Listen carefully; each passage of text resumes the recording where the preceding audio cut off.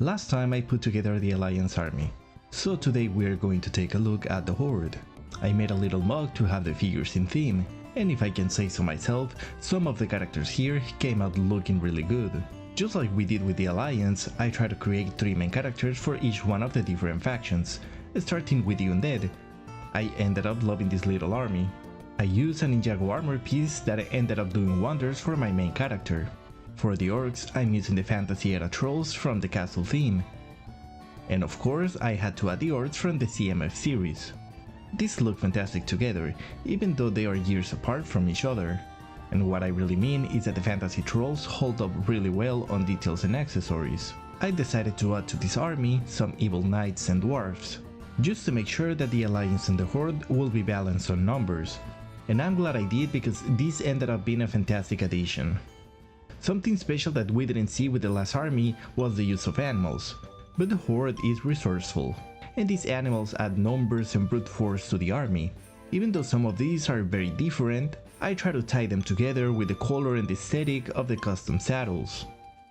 But now, let's take a closer look at each one of the factions. Let's begin with the Fantasy Era Trolls, which of course are my favorite by far. Not only do I have a lot of nostalgia for these guys, but these look very Warcraft-like once we add that shoulder piece. So far I only have 6, but these are pretty expensive and hard to find, so I'm pretty happy with this lineup.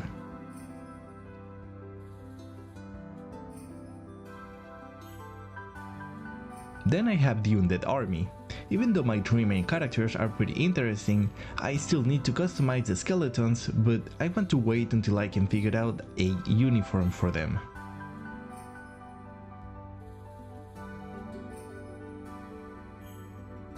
From the Evil Knights, my favorite are these 3 custom figures, the dwarves and the knight.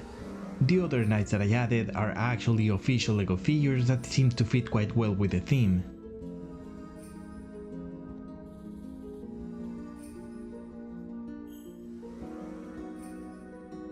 Moving on, we have my other 2 races of orcs. I made 2 custom red orcs using characters like Darth Maul and others from the Exo Knights theme. And then of course we have the CMF orcs. To finish up, we have the main villain. This is the sorcerer in charge of the army. He has casted 2 ghouls to protect him at all times, but he also has some of the most skilled warriors as his personal guard.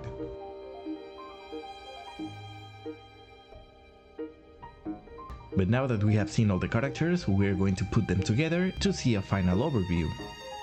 And, well, actually, just to make it fair, I decided to display them just like I displayed the Alliance army on my last video. In this way, we're going to be able to compare both armies displayed on a similar layout.